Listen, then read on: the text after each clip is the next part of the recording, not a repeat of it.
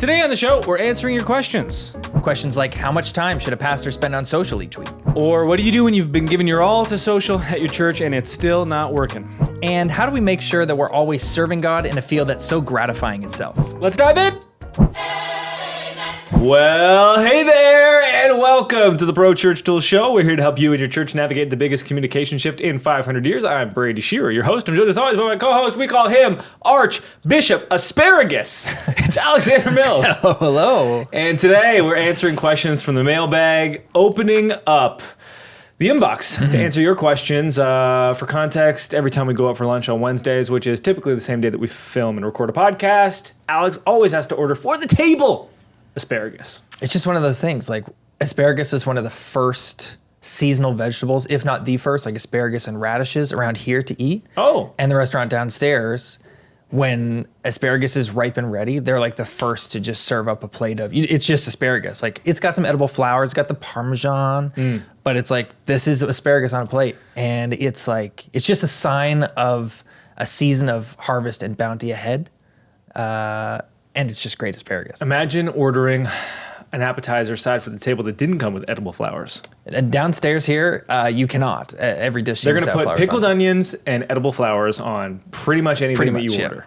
We've got 16 questions today. And this is just more fun for you and I because it doesn't matter to the listeners or the viewers what order we answer them in. But we do prepare notes. We put the questions in order. I'm throwing these questions into a randomizer today. Reverend Randomizer! So whatever order you expect to answer these questions in, it's going to be random. Here's proof for the camera, random.org. I've got numbers 1 to 16 in here, and I'm going to click randomize. Okay, Braid, we are going to ask and answer question 11 first. What I love about random.org is when you land on the homepage, it talks about randomness versus pure randomness, and it gives you like this whole definition They're of really like, passionate. This is random as it gets. So I love that. Question 11, our first question for the day. What do you, oh geez, you know this is random. What are your thoughts on church politics? And are they inevitable? I purposely put down minimal notes for today's episode because I really wanted this to feel off the cuff. What are your thoughts on church politics, and are they inevitable? Certainly, definitely inevitable, because human nature is human nature. We talk so frequently on this show about the importance of vision, mission, and values, and creating shared language to rally everyone around. The less shared language, which is really just there to give a voice to the values that sometimes on paper can be a little bit stiff. Sure. Shared language is something that you can go back to. And I know this works because we've installed it in our own organization, which is really close-knit. And you wouldn't think, sometimes you think about this with your spouse. We're so close, like we don't need values or shared language. Like we just know each other. I had a conversation with my wife this week and we were working through like this little bit of tension. And I was like, you know what we just need here is, I don't think we've ever actually articulated exactly what we want. We both kind of like know what the other does, but like, what do we want from this? We need to create values and then ideally some pithy shared language that we can easily return to and let that drive these conversations. That is almost always the solution. Now, church politics, that can get into people using less than a virtuous means to control and to get their way and to pull their personal preference into the spotlight, which we don't want. So long as you have this anchor of shared vision and values, you can get back to that. Well, remember, here's what we're trying to accomplish. So this is what you're advocating for. How does what you're suggesting help us achieve and accomplish that? But you are the bishop. Yeah. Bishop Bougie, Archbishop Asparagus, Reverend Randomizer. Yeah. So in your church and your experience as a pastor, your answers. Well, politics often, because we live in such like a pluralized society and age here in the West, like politics often is a dirty word and has such a negative connotation to it. And you'll often hear in the church like this refrain of like, let's keep politics out of church, which just like, by definition is not possible because politics just like broadly defined is just how a country usually, but how an organization, how a group of people is governed. And in church communities, like we have governance. And so we look at the scriptures and we see, like in some of the earliest church communities, we see like the Apostle Paul, for example, like installing church governments, talking about different offices of church leadership. And even for churches that like try to be like, you know what? We're going to do things different. We're not going to have a senior pastor. We're going to lead by committee and stuff. Like there is some governance in that sense as well. And so to the question, like, is church politics inevitable? Well, of course it is, because church by definition is a gathered group of people. And that group of people can't just be a bunch of sheep aimlessly wandering. Like they have to have leadership and by definition, governance. Now, what I'm hearing you saying is you can't spell politics without Paul. That's pretty much what I'm saying. And so, you know, without descending into too much like political banter here, like we do get to look at the scriptures to see good examples and good frameworks for governance, leadership in church. So yeah, politics in church are inevitable. Descending into negativity in church governance is not inevitable. In fact, that's most of the exhortation from the Apostle Paul is like, hey, you guys aren't really leading these communities well. You're making this error. We need to bring ourselves back to like the mission and model of Jesus. And he writes it down in his letters, which now we read in our churches. And so it would suit us to and benefit us to take heed to those letters and maybe reclaim some of what the Apostle Paul is saying, so that when we use the word politics in church, it doesn't have a negative connotation, but it just is what it is. It's how we govern this body of people. When we installed our vision and values, it was not long before people that work here started referencing them as we were working through challenges. So one of the values, so I'm not just speaking about this abstractly, is say the quiet part out loud. Right. And so it wasn't long, weeks, months after we first installed that officially, that someone said, after they were quite honest, I'm just trying to say the quiet part out loud. You've said that to me. Yep. I think everyone out there at one point, Yeah. and it's been less than a year, has said that to me. And what that did was it gave shared language to the expectation that I charged everyone to uphold. Right. And it's a really easy way to remember it as well. And so Alex is giving one shade of an answer, and my practical side, because, you know, It's just who we are. I have to be me and stay on brand. The practical side would be the more shared language that you have that's rooted in your mission and values, the easier it becomes to navigate these political games. I remember when I first met my now mother-in-law, and I was in 12th grade. And it was the first time I had like gone over to my girlfriend's house and spent time with their family. And I remember leaving out the front door, and I'm shaking hands with Dad, and I'm, you know, giving Mom a hug, and she's like, "You could be a lawyer, you know?" She's like, "Not with me, though." Nice to meet you, Lisa. Yeah. Pastor Lisa. Yeah. And so Pastor Lisa wanted me to know, hey, I can tell that you know how to talk. But just so you know, I can see through that. Yeah. And that's what politics often becomes, right? It's the people that are the most convincing, the most well-articulated, perhaps at the worst, the most manipulative, that can control things. And when you allow the power of language for someone to wield that power, the Bible speaks about that, right? The power of life and death is in the tongue. That also means that the person that's most well-spoken, that can manipulate things the best way, they're the ones that can control things. Yeah. Well, when you have shared language, vision, and values, that then becomes the anchor and the record of truth. And now it becomes more difficult, not impossible, because they can actually piggyback on top of that shared language, but it becomes more difficult for someone to use the language that everyone's already agreed upon as the record of truth. When that doesn't exist, they can create the record of truth, and that's how they wield control with their words and the politics. That's right.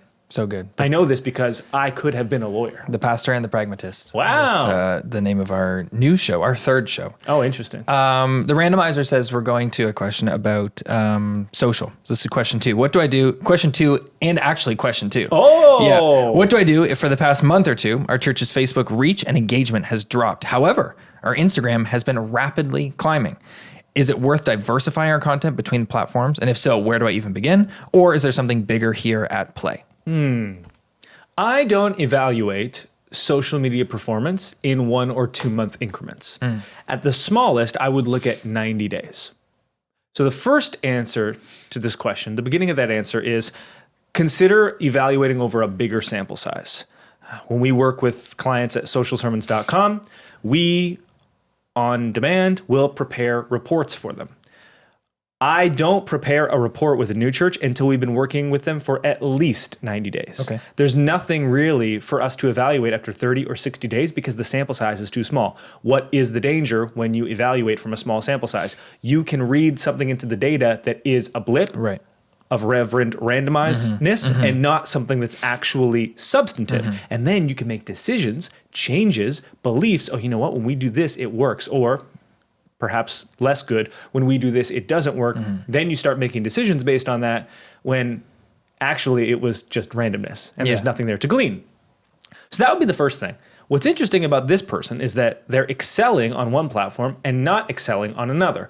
Well, the stratification of social media would tell us that different demographics have dwelled on different platforms. And so what that might be a reflection of is you excelling with a certain generation more than another. Of course, the question would be if you were at one point excelling on Facebook and now you're no longer, that might be something worth investigating and interrogating a little bit more. But if the same content is performing on one and not another, that's really interesting. What we would typically see is, hey, I can't gain traction anywhere. And if that's the case, I would start with, okay, perhaps the content that you're making is not compelling. We're seeing something similar. It doesn't matter what I do on Instagram. It's like the Midas touch. It turns to gold. I will take double the effort, triple the effort, and put it towards something like YouTube, and YouTube will be like, you know what? Guess what? Nobody likes you, and nobody ever liked you. And that's an interesting thing to navigate because you're like, the exact same content is performing here, but it's not performing here. What I'm doing is we're evaluating what we're doing on YouTube right now and considering, okay, what could we do differently, dramatically differently, that could serve this audience better and perhaps then help us serve new audiences even better as well. And what we also see is the evolution of these social platforms. You know, I used to blog every single week. And now I blog every single week, but like on Instagram in the form of carousels. And my blogs perform just as well. I mean, actually way better. Way better, yeah. But that exact same content on Google is not performing as well. Why? Because Google can't do anything apparently right now, as we've seen from their Google AI results. How can I expect them to serve a blog post up, honestly? So a lot of moving pieces. It's really difficult to pin down the exact thing because we don't get full transparency what's happening behind the scenes. I would expand the sample size to at least 90 days. If content is performing well on one platform and not another, I would take that as encouraging. We are reaching one generation well. We are reaching one platform well. And then if that continues through 6 months, I would then reevaluate as we are with YouTube. Okay, clearly what we're doing here is not performing as it once did. How then should we approach this platform differently? That was the first thing that piqued my interest about the specifics of this question, that Instagram was doing well and Facebook was not, which is the stratification of these social platforms. And we know that there's a younger generation who has settled on Instagram than there is on Facebook. We're talking about millennials versus boomers, for example. And so it seems like it's possible that this content is resonating more with a younger generation than with an older generation. Now, call back to the episode we did with Dr. Kara Powell from the Fuller Institute. She said that churches are disproportionately prioritizing young people. And so for this church, this could be a good sign of like, okay, the content that you're investing in creating is resonating with younger people. That doesn't mean to forsake the older people, of course, but that's a good sign that like younger people are resonating with your content. The question did ask like, okay, if I do need to diversify our content, if so, where do I begin? If that's the case, if let's say they take 90 days or 6 months and they realize, okay, the Instagram content resonating with younger people, that's good. We want to do that because Dr. Kara says that's a good thing to do. Facebook, we don't want to forsake. We do want to reach the boomers. Like, how much energy should a church be investing in diversifying like content strategies for different generations of people on different platforms? Broadly speaking, probably not that much for most churches. It's hard enough for churches to achieve that no weeks off rhythm that is foundational to effectiveness online. For them to then do that in multiple verticals, almost acting independently of each other, that's just a really tall ask for ministry leaders that wear so many different hats. I have long been an advocate for one platform, fully get that going, and then go to another. So if the argument is, well, we've got that with Instagram, now we're ready to move to Facebook, the first evaluation I would want to make is as we dedicate more resources especially at the beginning. You know, we got to really figure this out. There's going to be a lot more kind of ramp up time, like production time, development time, as we kind of figure out what might work on Facebook. Might that take away from the one thing that's working? Right. And that's the last thing that you want. Right. You start taking energy and resources from Instagram to put towards Facebook. Instagram's like, man, I loved you. Stop chasing the platform that doesn't love you. I love you now. Yeah. Yeah. All right, next question. Randomizer says we're moving on to how much time should a pastor dedicate to making content for social media, if any? You're already spending a ton of time as a pastor creating content every single week. How much of, what do you think? Average amount of time in a week a pastor spends on that? Obviously, it's going to differ, but. Yeah, like not, I've read and been a part of like polls asking this very question, like to pastors, like how many hours a week are you dedicated to writing your sermon? And like not very many respondents would respond less than 8 hours. Okay. And for seasoned pastors and seasoned preachers, you see that time creeping down. I remember when I first started preaching sermons, it was like, it take like 20 hours to write like a good sermon. And now it's like, for me, it's like, it is less than 8. But certainly like, I mean, that's a full workday, even if it is 8, and that's on the low end of the spectrum. So it's quite a bit of time dedicated to making, if you're preaching most weeks of the year, making this large form piece of really high quality content every single week. Writing has different expressions. So writing for social is not the same as writing a sermon, which is not the same as writing a book, which is not the same as writing a script for a video. I want that to be clear. That being said, I probably spend about as much time as the average pastor, you know, let's say 8 to 12 hours a week creating content for social as a pastor does creating content. And guess what I'm doing this weekend? I'm speaking at a conference. Guess what I'm doing? The conference is content I've already written that I'm repurposing for a live talk. And this is the great church advantage. Senior leaders putting in spiritual and creative effort every single week, creating the content. So it's already there. So the question in itself is partially flawed. I was emailing a church right before we got on here, and they were talking about, okay, we want to work with you at social sermons. Instead of like this part of the complete plan, we want this part of the complete plan. And they said, we just want to send you multiple sermons instead. And I was like, here's the thing. We're glad to do that for you, but within the scope of this plan, most of the work we do is reviewing the sermon. The work is not like opening up Photoshop. Right. The work is, how do we pull the best quote from this 40-minute video? How do we translate this 30 to 90 second portion of the video into a carousel post? So the work is the review and the internalization of the content, which then creates the output. The output is actually the easy part. And so if we take that same idea and bring it to this question, the hard work is done. Yes, writing for these platforms is different. I'm going to be speaking to a live room. I am not going to approach that in the identical way I would a carousel post or something similar. But the meat is still there, and then I'm just serving it up in a bit of a different way. Yeah. I mean, I think the answer to this question is entirely dependent on the context of the church we're talking about. Oh, it depends. Right. So like for a mega pastor of a mega church, like you would be devoting little to no effort on the church's social media, maybe on your own, and that's your own prerogative.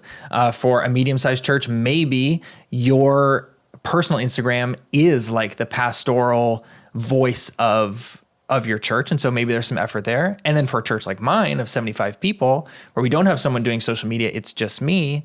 I'm putting in more effort than the mega church pastor, but to affirm what you're saying, a lot of the content I'm creating for social for our church is just snippets from the content that we already wrestled with on Sunday.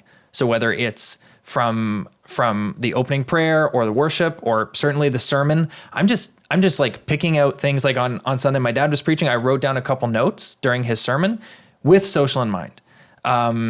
If I'm preaching, I've internalized that content pretty well throughout the week. So like the next week, I'm just kind of regurgitating that in different forms on social to kind of just reinforce what we did as a community on Sunday, what we talked about on Sunday. So it's really hard to give a definitive answer to this, but definitely I think the scale of how much time a pastor actually ends up dedicating to social is proportionate with, or inversely proportionate with the size of the church. The smaller the church, probably the more time. The bigger the church, probably the less time. I like that. Yeah. May I provide a metaphor? Please do. So I've gotten a lot into the baking of bread. Yes. Okay? I think of it this way. There's a lot of work that goes into baking a loaf. Perhaps you have a sourdough starter. That's its own thing. Perhaps the night before, you mix up a biga or a poolish. Perhaps you do it all in one day. But usually, while there's not a ton of active time, baking bread takes like 8 to 24 hours to, if you have the sourdough starter, many, many, many days. Now imagine you bake the whole loaf of bread and you're like, this is awesome. I could eat this bread. I could also make a sandwich. Sure, making the sandwich would require a little bit more work, but like you did the hard part. Right. You have It's the there. bread. Yeah. And this is kind of how I feel it is with this social content. Like if we're talking about it takes 100% of effort to make social content, like the sermon is 80% of that effort. Yes, there's a little bit more to translate the sermon content into social content. But like if you don't make that bread into a sandwich and you want a sandwich next week and you don't have bread, now you're really in trouble. Yeah. But pastors are baking bread every single week. That's right. And so just a little bit more effort, whip up a sauce, just cut up some meat, fry up some chicken. You're good to go. Baking bread. Randomizer, where are we going next? Question 12. Should we honestly care what others in church think about us? Ooh, okay. The answer might surprise you. The answer is for your own self-esteem and self-worth, no. But I believe for the effectiveness of the church, yes. And here's what I mean by that. We all know the person that's like, man, I don't care what people think of me. And all it means is that they're incredibly abrasive and it actually makes people want to spend less time with them. It actually makes people trust them less. It actually hurts their reputation. Well, if all of those things are true, that would be problematic in a church context. Yeah. If a pastor was like, I don't care what people think of me, and that then led to abrasiveness and tarnishing on his or her reputation and an inability for them to be trusted, well, yes, that's tremendously bad. If, however, that pastor said, I do not care what people think of me in the sense of I am committed to the mission of the gospel and modeling my life after Jesus Christ, and I understand that I cannot please everyone, and I will do my very best to live by my convictions and the leading of the Holy Spirit, and I understand that I can't please everyone in all contexts, that's perfectly all right. But it's really interesting how frequently those two intersect. And we use this idea of, I don't care what people think, as an excuse for bad behavior, which is actually just idolatry and the peak of selfishness. Yeah. I'm going to quote the Apostle Paul again. When he says, like, I'm committed to nothing else. I just want to preach Christ and Christ crucified. And he says it so many other times in his letters. He talks about putting on Christ and the famous metaphor of the old me is dead and now I'm alive in Christ. And so he talks about that a lot, about like me, Paul, like I'm nothing, Christ is everything. And so in that sense, he's saying like this is not about me. But what he is saying is this is about Jesus. So when people think about me, I don't care what people think about me as in like the self, as in Alexander, but I do care what people think about Jesus. And my life should be a reflection of Jesus. So it's that very same thing. It's like, right, I shouldn't serve my ego in caring what people think about me. But when people think about me, they ought to think about Jesus, and they ought to think about Jesus rightly, which means, again, to echo Paul when he like lays out what a leader in church should look like and what they shouldn't look like. He's like very clear about like what type of person should be leading a church and what their lives should look like. And so that's it. When people think about me and they what I'm embodying Jesus to be, that should really matter to me. But my ego can't be present in that equation whatsoever, which is certainly a temptation in like celebrity church culture. It is. And we ought to speak frankly about that so that we are aware of it and resist that devil at every and any opportunity. I would go as far to say, the more a leader is adamant and vocal about how much they don't care about other people, the more of a red flag that is to me. Yeah. The reason being is because I care what people think of me because I'm worried at all times that I'm elevating myself over like the mission that God has called me to. Like at all. So I'm worried what people might think of me because if they think poorly of me, it's probably, my fear would be, because it was my greed or my jealousy or my selfishness or my pride that got in the way of the person that God's actually calling me to be. I'm never actually worried about a bad look because I did what God wanted me to do. Right. I'm worried if I got off the trail. And my suspicion would be that if I looked poorly in front of someone, it's because I got off the trail. So for someone to say, oh, I don't care what anyone thinks at all, I'd be like, well, that probably means you think very, very highly of yourself, Right. which perhaps is good. Maybe you're actually that awesome. I just know for me, for me, I don't know, man. Okay. Again, just a testament to the randomizer. We surely shouldn't be answering this question next, but the randomizer says we're going here. So, what are the boys wearing for summer this year? Hey, let's We shouldn't go. care. Let's go. So, the boys are wearing longer shorts.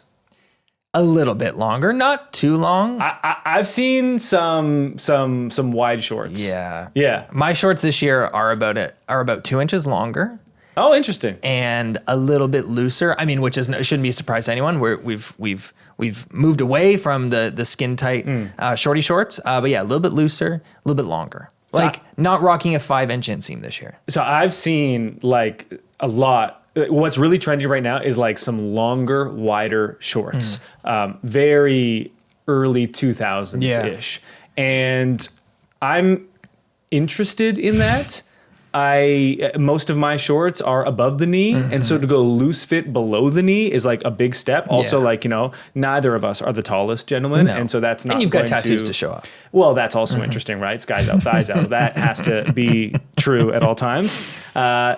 Big trend from last year that is carrying over, I'm seeing, is just the crochet tops.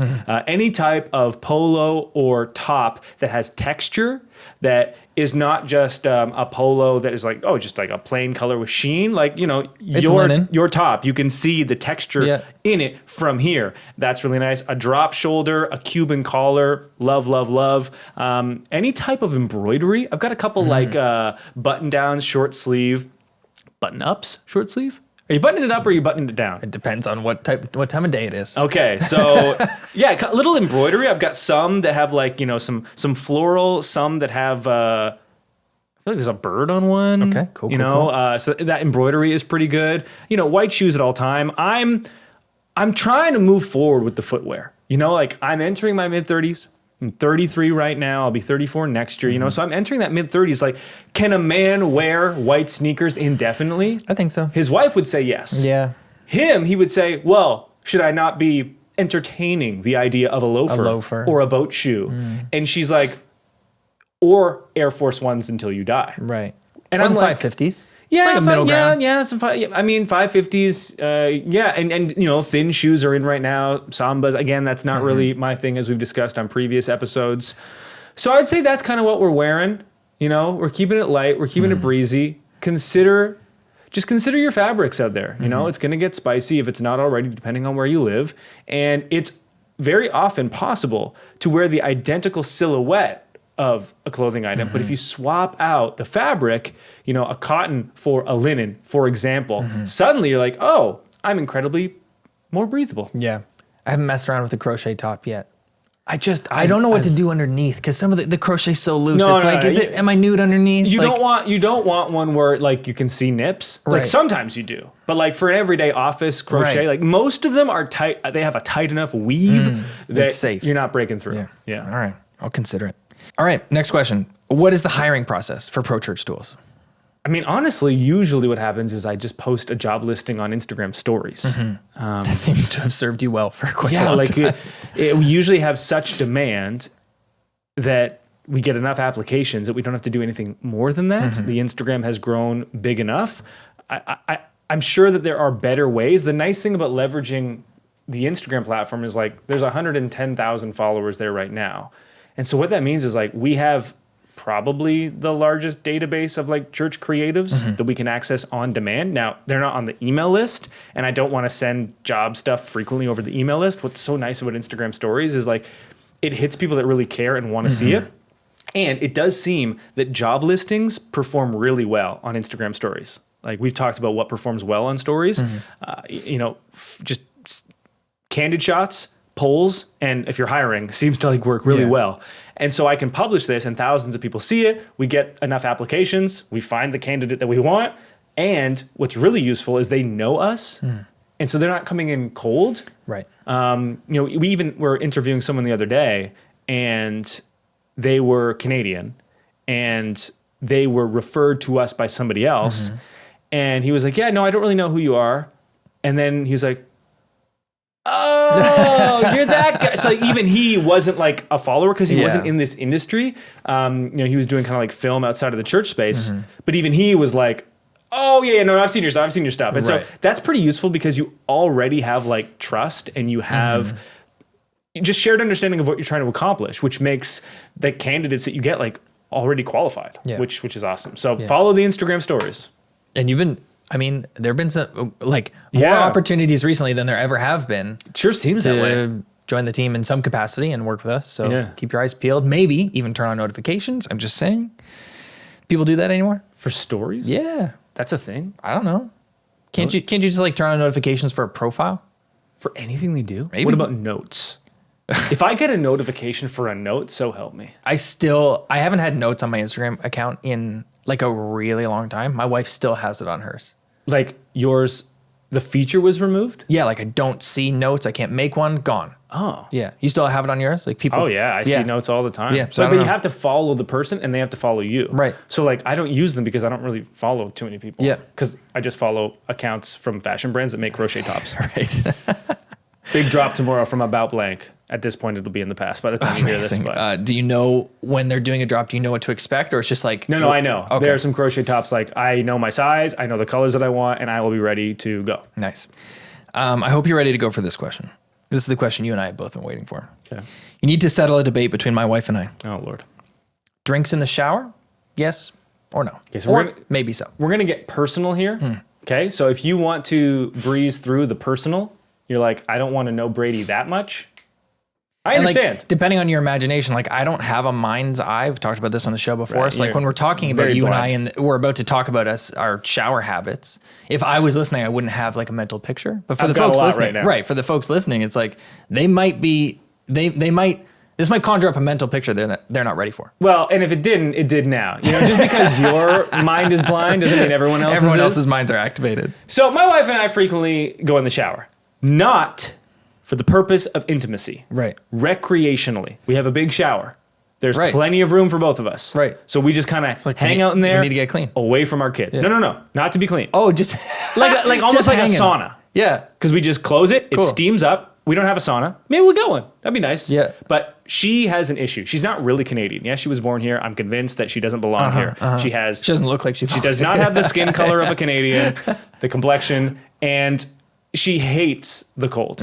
Even when it's May, she's like, it's not 85 degrees out, Fahrenheit. She wouldn't say that. I'm trying to contextualize. It's not 25 out, like it's cold. Yeah. So she'll have what she calls soaks. Anyway, she's in the last year, she's like invited me to join the soaks. Again, not for the purposes of intimacy, just to chill. Just chilling. We're hanging out. So one day, we were on the company retreat. I know a lot about you. I didn't know this about you. Well, it's new. Okay. On the company retreat this year, I was invited for a soak. It was like great, fun times. And because we're on the company retreat and all the fridges are stocked, I grabbed a local Dominican brew. So I'm in the shower and I crack open a cold one. And the water is hot, but the beer is cold. And I like enter into this new sensation that I had never experienced before. Yeah. Have you experienced such sensation? So you're going to be surprised to hear this, that yes, I have. And I tried it because somebody here in this office, it might have been Brandon Canning, brought up shower beers. Yes. And I know culturally that shower beers are a thing. This was last summer. It was the perfect opportunity for a shower beer. It was like Saturday or something. I'd been working outside. Oh yeah. So I'm going inside. You know, I've got the grass on my legs because I've been weed whacking out there. What a man. I got to get clean. I was hot. So same thing. I'm like, you know what? This is the perfect opportunity for a shower beer. Bishop Brew. I tried it and I hated it. Oh! And I felt so disappointed in myself because I wanted to like it. And conceptually, it's smart. It makes sense. But I just it didn't. Was it the right beer? It didn't connect for me. Maybe it was too heavy. It was like an IPA. Maybe I needed like El Presidente, from the Dominican, or like a Kolsch from downstairs or something. But it just wasn't right. But what I have tried is a shower coffee. And I'm not just peddling my coffee propaganda. This is true. You're such a sicko. I really enjoy, because I like a morning shower before work. I really enjoy the shower coffee. No, that you can't mix hot with hot. It shouldn't work, but it does for me. You love a shower beer though. Yeah, I think I've only had it now like 2 or 3 times. You can't abuse it because then it turns into alcoholism. Bishop Brewski. Okay, so and the thing is, I have an origin story with this because when I was in my teenage years, I would bring in a club soda to the shower. Yeah. And I was like, I've changed Same the effect. game. Yeah. Cold, Changed bubbly the drink, game. hot shower. And I always felt that, like, you know, if you were listening, watching at home and you're like, I don't know about food or drink in the shower, like, we've seen this. Kramer tried it. It doesn't work. Mm-hmm. I always thought it was fine with club soda because, like, that's water. Right. Water on water. That's water with cold. And so if hot water gets in the cold water, it's still cold and it's just water and water. You know, with the beer, that's 98% water. Okay, fine. Mm-hmm. My wife likes to do it with Starbucks refreshers. She doesn't drink coffee. Her only source of caffeine intake is pink drink. So she's got pink drink in the shower. That's cool. Water is hot. Mm-hmm. Because she's a woman, scaldingly hot. Mm-hmm. She has to stand and I have to sit. It's too hot. I have to wait till it gets cold at the bottom. True story. So then she crossed a line. We're getting in the shower. And she's like, sup. And I was like, sup? She's like, no, not that kind of sup. And I was like, okay. She's like, instead of a drink today, I thought we could get something else. No. She's like, I ordered Domino's. Well, luckily, unlike some freaks, she had not yet crossed over from the cold into the hot. Uh-huh. She's like, let's get blizzards. And I think to myself, I don't know, man. Like, that's too. But I was like, okay, the blizzard is cold. Right, think about it critically. And the shower is hot. At this point, that's all I think about. Yeah. Cold and hot. Ooh, they're put together. That's why I'm so offended by your practice. So the blizzards arrive, and I'm sitting there, and she's got her back to the water, and she's just eating. She's like, this is great, huh? And I'm like, get your water out of my blizzard. The water is kind of like flicking. And I'm like, wait a minute.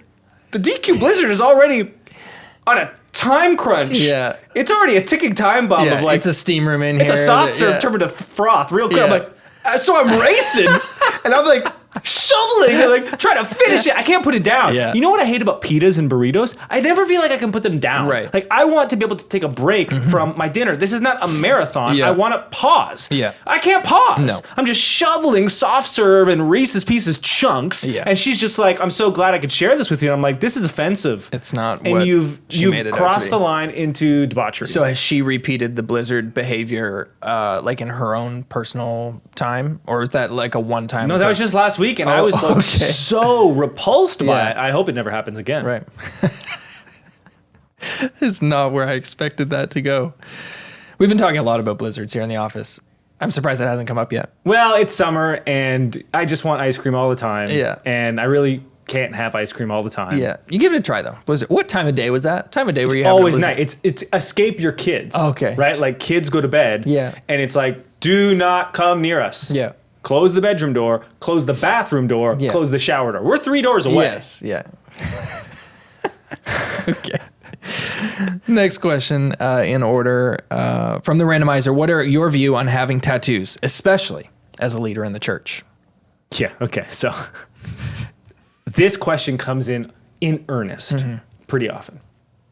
Brady famously thoroughly tattooed. Me, I mean, maybe not famously because you can't see my entire body, but not tattooed at all. But in the same way that he was not a drinker before joining this company. Okay, a drinker, easy. But you're right. I didn't drink alcohol before joining this company, and now it's just right. I'm drinking. You were not a drinker before, and now you drink, which makes you a drinker. Yes, and I didn't call you a drunkard. I really do have like a deep interest in tattoos, but I fear that if I were to start tattooing my body, I wouldn't stop, and I'm not prepared for that. So not tattooed yet. And I guarantee everyone listening that is temporary. If I there's a tattoo shop in the Holy Land in Jerusalem that if I do a Holy Land trip, which I've never done, and I'm in the vicinity, I will go to that tattoo shop and I will be tattooed. Right. So at the very least, all I have to do right now, excluded, is book a flight. Yeah. So this is what I mean. Where like it depends on how desperate I'm going to get. Like if we're approaching 40 and it hasn't happened yet, then it's like happy 40th, we're going. Right. But I'm pretty confident.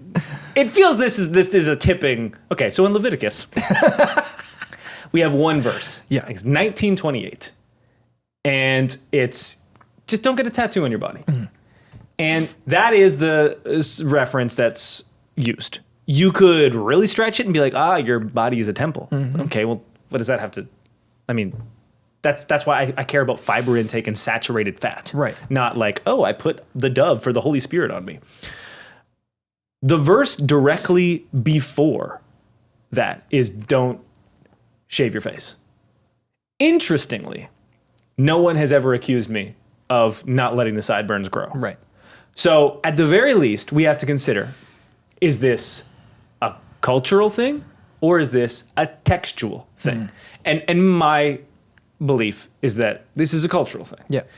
Now, in fairness to people that would use Leviticus and be like, what, are you just saying everything in there is like useless? No, because the verse right after says, don't make your daughter a prostitute, which I believe in. So yes, I am picking and choosing. Right. Your thoughts? I mean, so this is, man, it's just something about this episode. It's just got me like thinking, like it's just ruminating on the Apostle Paul. Cause I hear him talking about how like all things are permissible, but not everything is profitable. And the reason I'm bringing that up is because there's an amendment to this question was, especially as a Christian leader. And I think that's a question worth asking in the context of this conversation, in the context of drinking, in the context of like a lot of things where it's like, okay, Blizzards in the shower. Well, maybe I have this public life and I am committed in my case as a pastor. You're a Christian leader, but as a pastor, I'm committed to taking care of like a real group of people in a real place at a real time. And so maybe all things are permissible. Maybe I can get tattoos, which I believe in. Like I think it's permissible to get tattoos as a Christian and as a Christian leader. But like, is it profitable in my context or drinking? Okay, I think, Alexander, I think that drinking is permissible as a Christian. But is it fruitful in the context of the community that I'm committed to? And that's a question that everyone must ask of themselves and can only answer for themselves in the context of like where you live and where you work and what you do. So that would be my answer, which is like, yeah, I'm pretty sure that tattooing your body in the same way that like piercing your body, or like if you're a woman or a man, if you want to like tattoo some permanent eyeliner or like eyebrows, that's popular now. Like, no, yeah, you know, like and not too many people are arguing about that, but I believe all that to be permissible. In the sight of God and the eyes of God. And I don't believe it's inherently an unholy thing to do with your body, but is it fruitful in the community that you're committed to? Well, that's only a question that you can answer. And for that reason, I don't think there's a right or wrong answer to this question. I think it's much like a lot of these questions dependent on the context that you live in and that you serve in. When will you and what your mom says. Sure. Okay, that's a good. When will you get Botox? Yeah, and Botox is not on my list of things to do. The reason I bring it up is because more than one person has said, where did you get your Botox to be? To you? Where do they think you have it? I don't know. Your forehead, probably.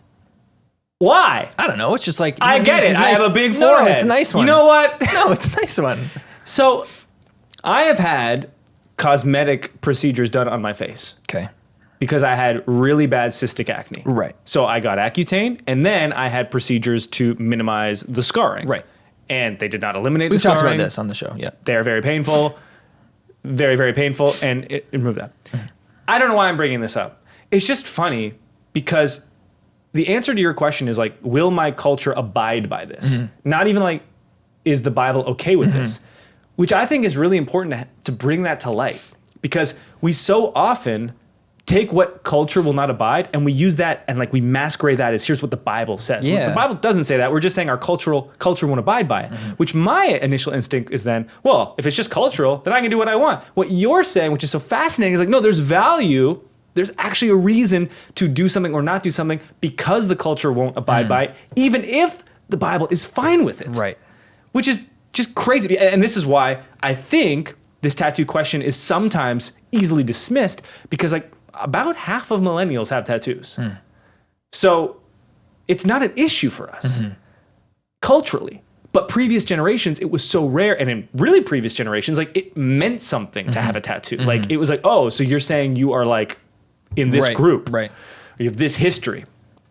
And so that's really just fascinating to think, because culturally, I always am like, well, look at this line I've drawn. oh, you'll give your child braces, but you won't get Botox. Well, I found an inconsistency. Aren't I smart?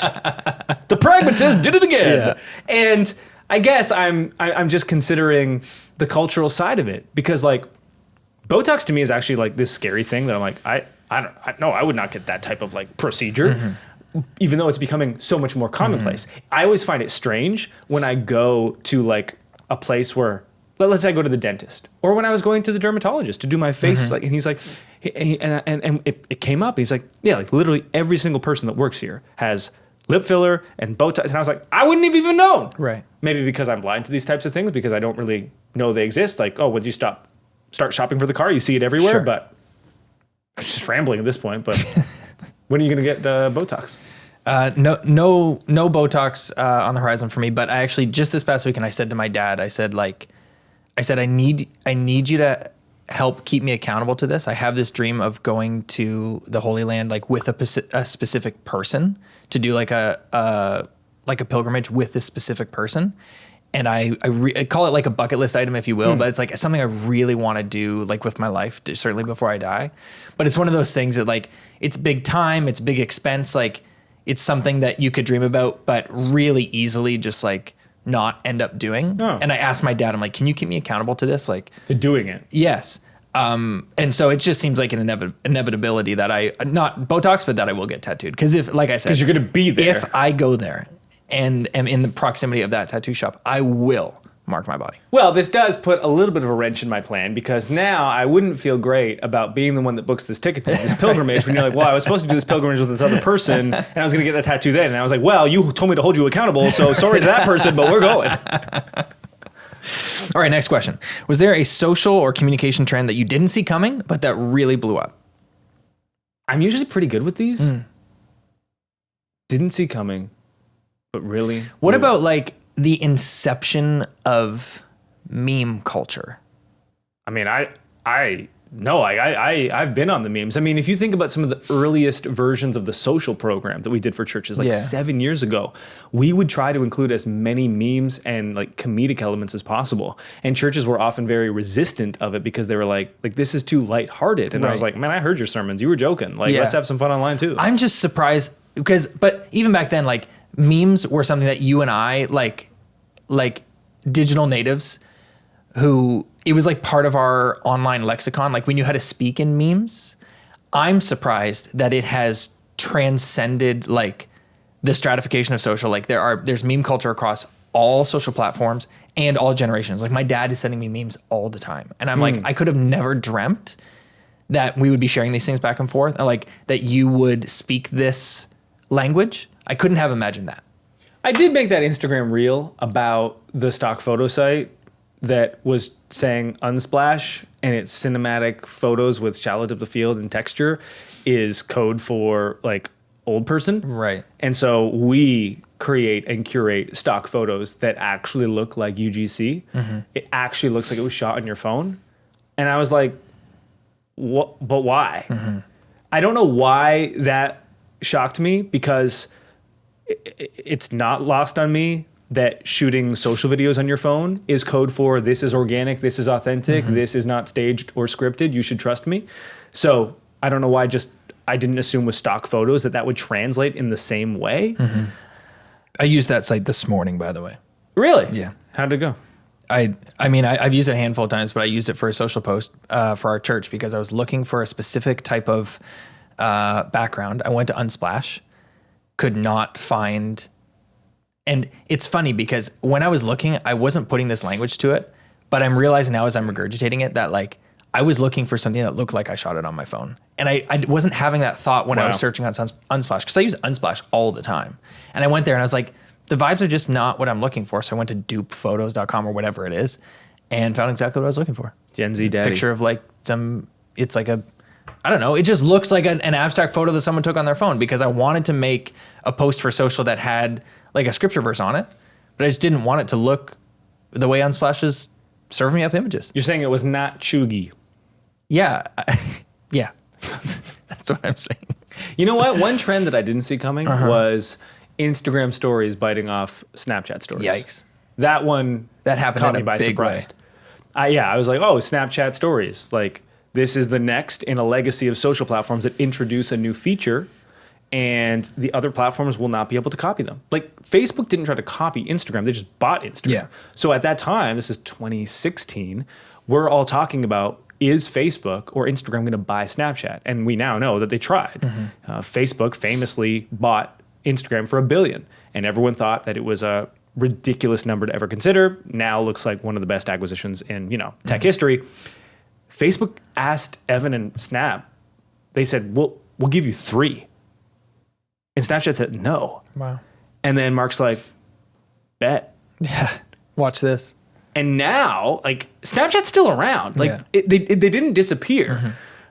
I don't know too much about their economics, but like, I wonder if that $3 billion was that their best chance, or would they have preferred to stay independent and it doesn't mean as much money, but they get to do their own thing and not be part of the empire. I don't know. Yeah. All right, moving on. Have you ever considered sharing more lifestyle content like clothing, health, travel, etc.? Yes, basically once a year. Yeah, we try it about once a year. Once a year, I film a pilot for the YouTube channel, and I'm like, this is the time, guys, we're going for it. Yeah. And then we get through production, and I'm feeling great in pre-production, and production itself is fine, and then post-production is hell, and I'm like, what? Every week, I can't do this. Now, with that being said, we talked earlier on this episode about evaluating YouTube and how we're not seeing the same traction there that we have in previous years, and what that might mean for the future of the channel. And so we are, once again, exploring what YouTube But it'll videos, be different this time. I want to say it, but at least we're trying something different. We're trying something different. We're trying, not me. I am not going to be the champion of the during and post-production process. Like, yes, I'm working on the chapters for the videos and compiling the story, but championing someone else to actually see it through. And hopefully that will allow us to bring a new type of content to the YouTube channel that is both content focused, but also community focused. So like, it's lifestyle, so you can track the journey of the company, but you're still gonna get the typical value from it. Now, those are not two easy things to intersect. They're kind of at odds with each other. And so we're exploring, and this is part of the pre-production process, like, how do you weave them together in ways that feel organic? And I think we've cracked the code on like how to do it, like broadly. And now it's just gonna get down to like specifics, because a lot of this stuff, the difference between an Unsplash photo and a dupephotos.com photo. It's like, well, are these not just both photos of phones? No. Right. No. Right. This one is authentic and this one is fraudulent. How many years have you been posting to YouTube? 10? Yeah, 10. And how many videos? 600. Do you think that it's been especially challenging for us? Because objectively, the times we've tried this, the content, if you just look at it, it like siloed. It's really good. But do you think that it's been harder for us because of like the maturity of the channel and the type of content we've been posting for 9 years, that like to try something new, to try to tell a lifestyle type story has been a little bit more challenging because we weren't doing something like that from the beginning? Interesting. A lot of people on YouTube would say that like pivoting your channel is really challenging. But at this point, my sense is like, well, what is there to lose? Right. It's not like, because here's the thing with YouTube. YouTube is a search engine, right? And so what we've always done on YouTube is you publish, 30 to 50 videos a year, and your existing audience will watch them. And, a small percentage, maybe 3 to 5% are going to go viral for you. And those are the ones that help grow the channel. And so every time I've evaluated our YouTube approach, and I've thought to myself, I want to make videos for me, because that's the thing about these videos. It's like, I want to document like this. They're our favorite videos to watch back. Yeah, like our company is going to be 10 years old in 2 days from the time of this recording. Like, we've been at this for 10 years. Like, I want to look back in 10 more years and be able to like track all the stuff that we've gone through. But it was never worth sacrificing that, because like, for the sake of the company, we have to like put that first. Yeah. Kill your darling sort of thing. But at this point, the videos, and I said that, and then I went back and I was like, some of these videos did do pretty good. But like at this point, the videos don't seem to be hitting in the same way. And so that almost like gives me like this small opening of like, okay, if that's the case, could I at the very least keep the same level of traction we have now, but provide a lot more depth? Because at this point, if there's width and depth, the two variables that you're evaluating, the width that we're achieving with these talking head style videos that are really teaching centric. And I have put in so much energy to make them better lately and to make them more dense and to make them more valuable and to up the editing and then give that enough time to prove itself. We talked about, you can't do that for 2 months and then be like, well, it's not, give it almost a full year and then still be like, okay, it's still not hitting quite how I want to. So if that's the case, could we pivot, deliver on the same promise of content, but then have this depth element where if you are a follower, you're like, I want to watch every single week because I want to see what they're up to. Like this ambitious project they're trying to achieve. Like, what are the challenges that they're confronting? How are they making small steps towards that? And who are they becoming in the process? And you're also going to talk about the best church websites of like 2024. Right. Like, I'm going to click for that and then I'm going to stay for the journey. So is that something that we can marry? Can we bind those two things together? Well, that's going to be the big challenge. And as we get closer to launching this project, which I did not anticipate soft announcing here, because again, it's not definite. Yes. I really hope that everyone, comes along for the ride. Yeah, we're going to try our best to tell a really good story in real time. Like it's that story, whether the videos do well on YouTube or not, like the story that we're telling is the story that's happening in this office. Like when you and I walk out this door, we're walking into that real life story and it's a good one. It's ambitious for us. We're all bought in. It's something we're all working on together. So I think it'll be worth a watch. The title of the first video is right now, tentatively, Our Big Announcement. Finally. Wow. We'll leave it at that. Wow. We should stop the podcast right here, right now. But instead, Reverend Randomizer. Here we have 30 more questions to get to. If you were to frame your ministry using a bit of scripture, what would it be? So I would start with the Great Commission. And this is how I talk to church leaders when they say to me, how do I prove that social has value? How do I prove that the online world, digital, has value for a church? Well, the Great Commission, go and make disciples. Go into all the world. And what social and digital provides us, of course, is access to said world in ways that were previously unimaginable. In the same way that our favorite character from the Bible on this episode, Paul, would write epistles to the churches from far away to basically, guide them on how to run their local bodies. We have the ability to reach groups of people in ways that those same apostles and disciples would have been like, well, what do you mean 100,000 people saw your sermon clip on social media? And so it's really as simple as, why do we all meet in a building to hear the word preached? Why did tent meetings exist where people would travel and we'd all gather outside in these giant fields because a building couldn't contain all the Christians to then hear the word preached? Because if everyone's in that one spot, they all can hear the same message. Well, what digital affords us is the ability to do that same thing and not erect a tent. And so it's really as simple as that. Take the good news, share it to all the world. Now, in terms of method, the intersection of faith and culture, what I usually lean into there is the method and message of Jesus' teachings, which is parables. So more than a third of Jesus' teachings are parables. He's like, the kingdom of God, it's a big idea. A lot of people aren't going to get it. They're going to be resistant to it. And so let's talk about coins and sheeps and wines. And we'll use that as springboards to help talk about this bigger, stranger, more difficult to understand idea of the kingdom of God. And so the reason that we, with churches, recommend, okay, take the wisdom of Scripture, but let's elevate the parts of it that are accessible to all people, the parts that are going to meet people where they are right now in their lived experience to then lead them to where they want to be. The wisdom of Scripture for all people, for all time, purpose, finances, hope, parenting, relationships. It's all there, and it's people, they want that wisdom, so let's bring it to them. So that's where methodologically I would root that in Scripture. That's great. All right. This question is related thanks to the randomizer. The randomizer knows. What are the top 5 voices you lean into and trust in life and in ministry? Okay. So number 1 is going to be my wife. I would say when she says we're having a blizzard in the shower, we're having a blizzard in the shower. She's like, I gotta trust hook her. or by crook. I'm listening.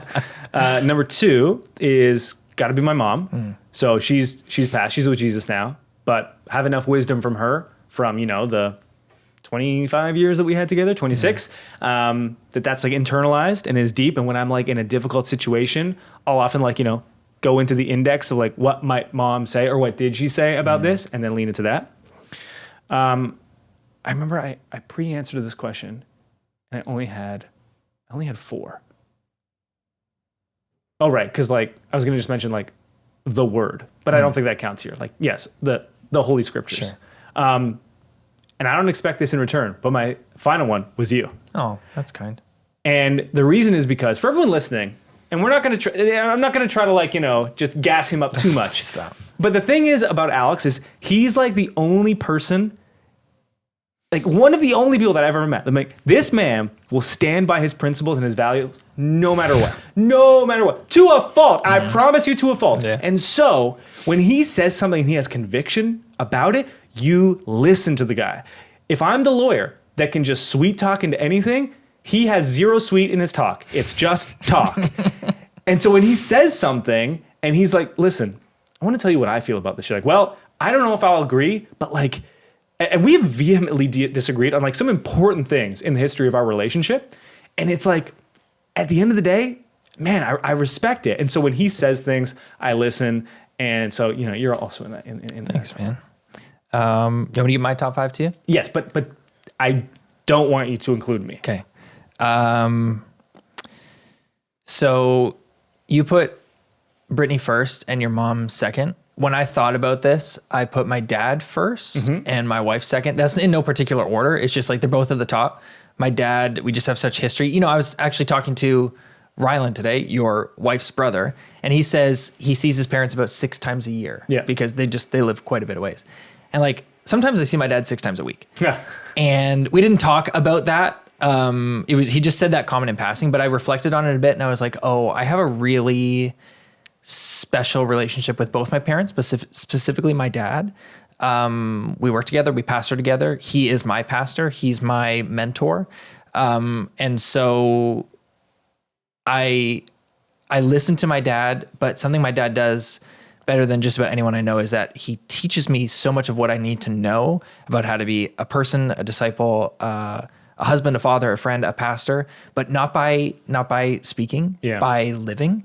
And so the question says, like, what are the top 5 voices? And like the voice of my father is so much less about what he says and mostly about what he does. So, and the same was for my mom, which is why they're both so impactful in our lives. Yeah. And so I put Rebecca there as well, my wife, just because she's the person that knows me better than anyone, like better than my parents. And so when she says something to me, I have to listen because she just knows me more intimately than anyone else.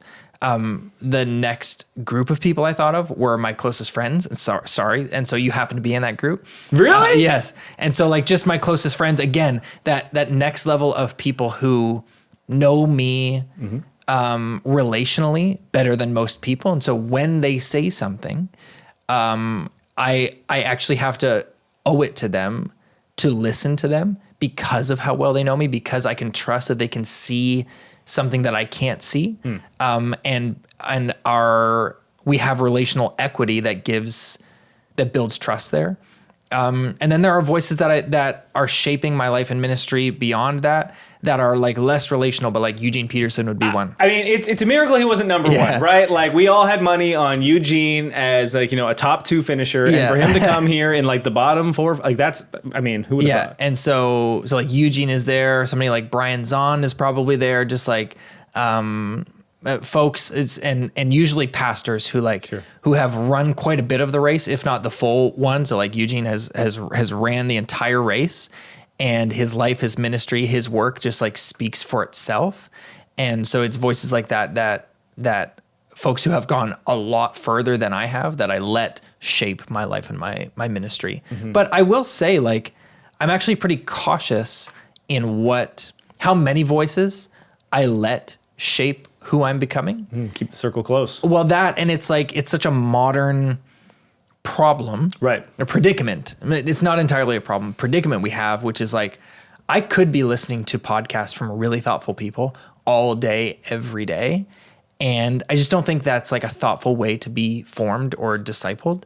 And so I'm pretty choice with like who I actually let have measurable influence in my life and certainly in my ministry. So yeah. Yeah, I think we're the same in that way. Yeah.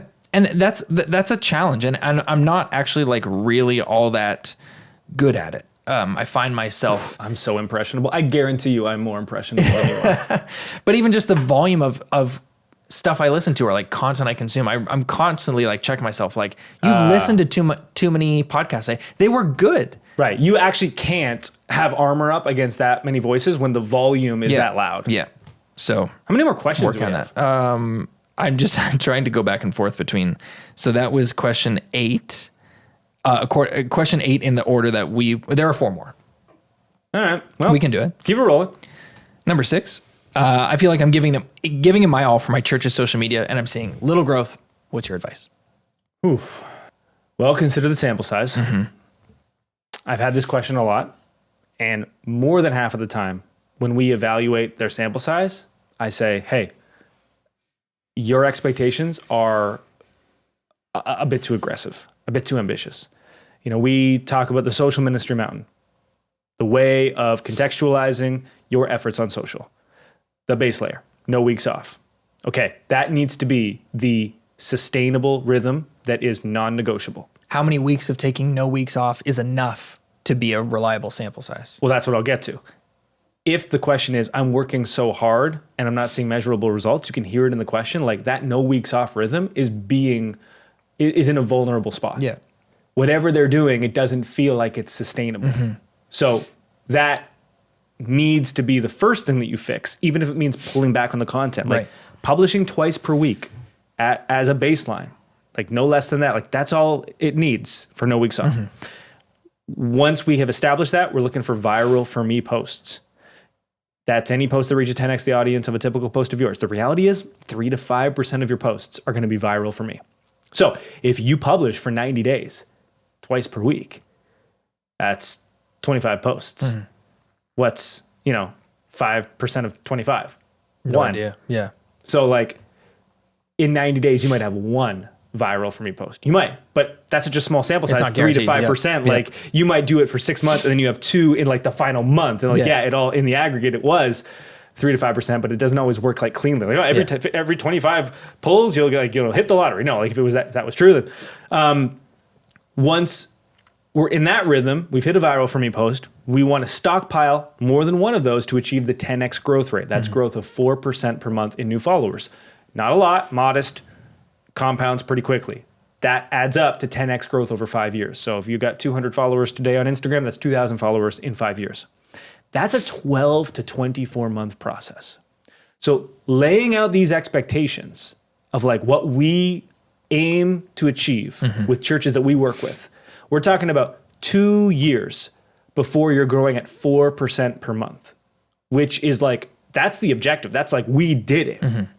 And that means like that no weeks off thing, that's why it's such a non-negotiable. Because once you abandon that no weeks off rhythm, suddenly you go back to the bottom of the social ministry mountain and your momentum stops. Like if you miss a week, sure. Like you miss 2, like your momentum is going to start to like be hurt by that. You miss a month, like, okay, we're in a serious spot here of like starting from scratch all over again. So without knowing more specifics, reframe expectations, reframe time horizon. This is what I say to every pastor when we get on a call. Like if we're going to work together, like just, this is like what to expect. And the reality is, if we blew through these expectations, I'm not confident it would be preferable for your ministry. Because like, if suddenly you gain 5,000 followers overnight and you had 500 to begin with, like, are you able to take advantage of that? Are you aware? Do you have any type of capacity and system? Like, probably not. And so I always say that's what I'm so glad has been with Pro Church Tools, like 10 years in, slow and steady growth. I talk about the 3 C's for me as a leader: competency, capacity, and character. Those 3 need to scale proportionately with what I'm responsible for. Right. And if any of those get out of step with the other, we grow too fast. I won't be able to handle it. Capacity. I won't be able to handle it. Character. I won't be able to handle it. Competency. Suddenly you were given too much too fast. You squandered it. You're not going to get it back. Right. That was really rich. Oh, thanks. Yeah. Speaking of really rich, you posted on your Instagram stories lately your Reuben sandwich. What else have you been cooking up in the kitchen lately? I'm glad we kept doing questions. I got a good answer to the previous one. Okay, so we did the Reuben. So we got the brisket, ordered that from the Butcher Shop, which is a Canadian Toronto-based place, and they just Oh, dang. They come the through. butcher shop. they come through. So I know of the butcher shop. Yeah. I haven't bought anything from the butcher shop, but there's a guy I follow on Instagram who's like, he's in Toronto and he is often doing partnerships with the butcher shop. Very legitimate situation there. Yeah, they roll up in a giant truck and it's all fresh. Yeah. And they're like, you better sign for this because like it's gonna spoil if you don't take it from Yeah. me. So I ordered a couple briskets and, carved them up. And, this was after I was let down by our local friends at Norcini a couple of times. I went in and got short ribs and they just gave me a giant rib. And then I got home and I was like, I don't own a bone saw. And so then I was like, okay, learned my lesson, went in. Hi, I'd like some boneless short ribs. They're like, we don't have any. I was like, all right, enough. I tried twice. I tried to support local. I'm going to support a little bit farther local. So they roll up with the briskets. I cure them in the brine for 10 days. And then take it out.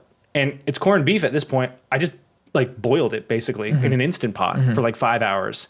Then brought out the meat slicer, which I purchased for this, start slicing it up, shave it up.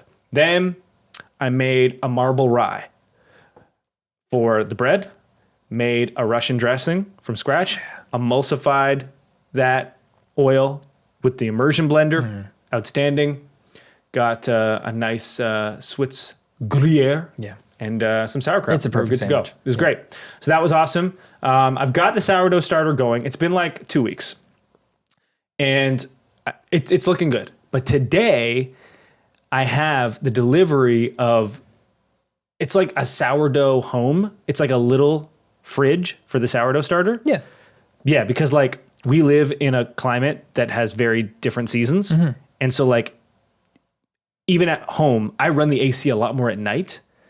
I don't bake sourdough at home in the winter because the fermentation is it's just, I can't depend on it. Exactly. I only bake sourdough in the summer because it's warm enough. It's warm enough, right. So I've noticed You that, got a little proofing box. well, I have a fermentation station. Right. But this is even smaller. Cool. Just for the starter. So that it can be at the exact right temperature because it gets too cool when at night, because I run the AC because it's so hot where we sleep, but then where the starter is, he's chilly. Yeah. So we got that going. I made potato buns from scratch to make burgers, and those buns were really, really good. And then I have a neighborhood dinner on Saturday, and my neighbor saw that I had this hamburger, and she's like, can you make 24 for the party? So I had to make 24. Wow. They're ready to go. They're frozen, but I'm speaking, and then I have to drive home and then bring the buns over. So that's Amazing. great. Can you send me the recipe for the potato buns? Oh yeah. Never made potato buns. Yeah, they were tricky. Yeah. It was the first one that it took me a couple of times. So the chef, shouts to Brian Lagerstrom on YouTube, who's quite popular. He says that this was this recipe that he worked on for 10 years. And he was a professional baker for a long time. And he's like, the secret was turning to the dark side. He's like using dough conditioner. And dough conditioner, he's like, it's like steroids for your dough. Never heard of it. He's like, I used to think you only used this in big industrial kitchens where you couldn't cut it. He's like, the thing is, for these buns to have that springiness where you can squeeze it and it goes boom, a sponge that pops out. He's like, the dough conditioner is the secret. So what I've noticed though is, I have to run it for 10 minutes in the KitchenAid mixer because it's a really fortified dough. It's got mashed potato that I rice, and then it's got butter, of course. It's got a bunch of these things that for the gluten to develop, you have to mix it for a bunch. So the dough is finishing a little too hot. It's finishing at 82 degrees. And I want it to finish at 75 to 78 so it doesn't overproof. Mixing so long. Right. Yeah. So then I made a second batch and I lowered the temperature of the water to start with a bunch. And it still came out at 82. So I was like, how low does this water temperature need to be if the kitchen mixer is just going to but he was using the same kitchen mixer. Right. Baking, man. Starting to. Yeah. If you, I didn't know you had stepped your foot into the sourdough world. Yeah. If depending on how your starter goes, if you need a mature starter, I can share with you. Oh. It's one of the best parts of sourdough baking. Right. You can just chop off a bit. I'm going to mention a foster child that we had. If her name comes to your mind, don't say it out loud. That's Understood. very important. Do you remember the little girl we had at the peak of COVID? Right when it started, we had her for quite a long time. I do. She she was just, I mean, all of our children are really fond to us. She was especially fond to us. And I made a starter during that time and I named it after her. And so I still have it. And so that's the one you still yeah. have. Oh my God. So yeah, it's a little special. So if I would be happy to share that one with you. And I will also share my focaccia recipe with you, sourdough focaccia recipe. I haven't been cooking a lot lately because it's the first fruits of our garden right now. Like the first vegetables are ready. And the first ones that are coming for us are French breakfast radishes.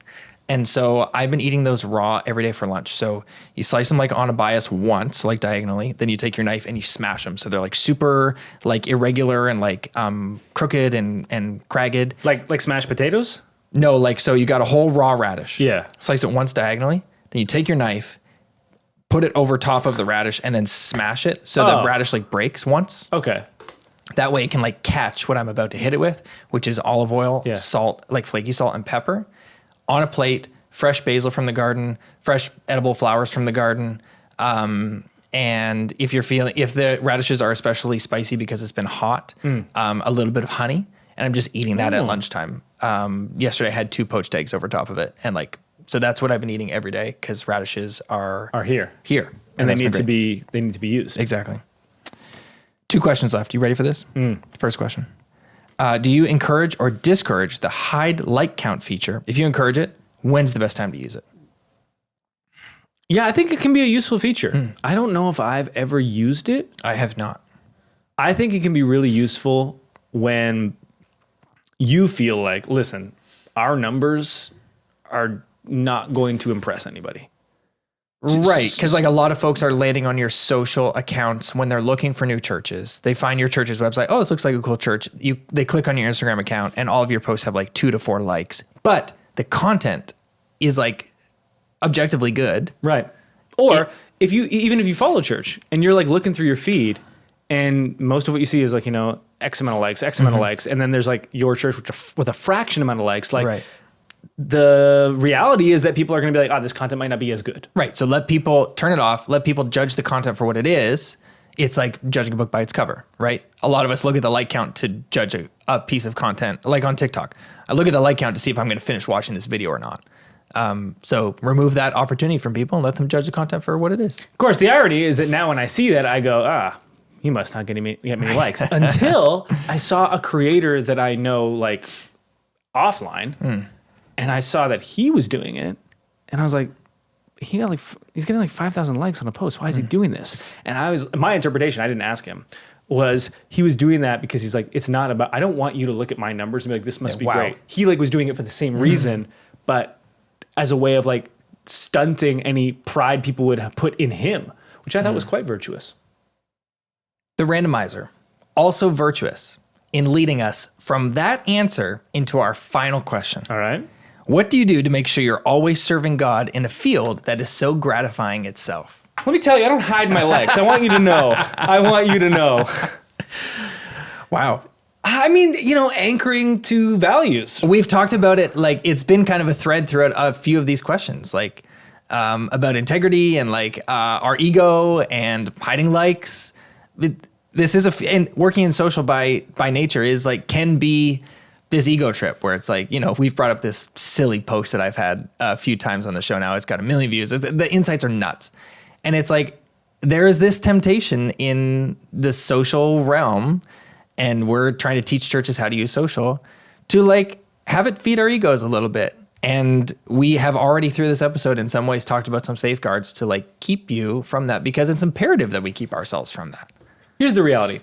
I am a little boy from rural Canada, and I have all these followers now, but I still live far away from everything in Canada. Yeah. And I go in my lab in the morning in my office and I write things in my processor, and then it gets designed up and I publish it.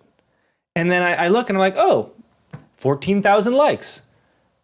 I can honestly say I don't get like gassed up on that. And this is probably because my mind is so analytical. The way that I approach like content creation in a lot of ways is just like a video game. And I'm like, interesting. When I did this worked. When I pulled this lever, this worked. There's no like, I don't ever like feel like I did it. Like, I'm so proud of this. Like, you know, look at me. I'm so great. It's more like, oh, interesting. Like, this level was solved. Now I get mad when I can't solve the YouTube level right now. Right. And that just makes me like want to solve it more. But it's just like, it always just feels like an equation to be solved. It doesn't feel like a notch in my belt. Right. Is probably the best way to describe it. And so like, I can honestly say like, I don't really have like these high highs where like I'm so like high on myself. Like I'm all that. And I used to think when people said like, oh, it's just so humbling to hear that. I was always like, what does that mean? Like, so stupid. And I still wouldn't use that language.